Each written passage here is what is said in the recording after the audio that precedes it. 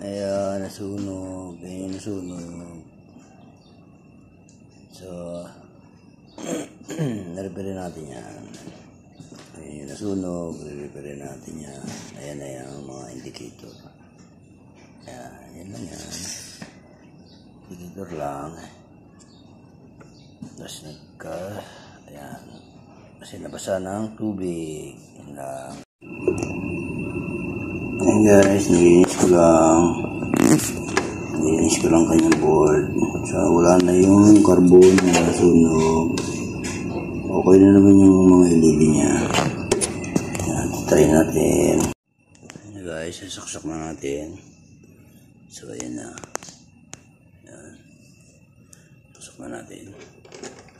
Ayan guys, indicator na. Ayan na. So, hintayin lang natin kung mag-working na siya. Ayan lang.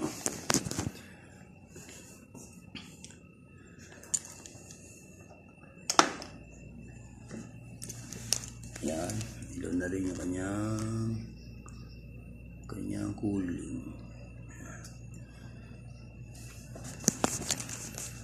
Tsagana na yan guys. Yan. So, ayan na. Okay na. Okay na ang ating water heater. Water dispenser.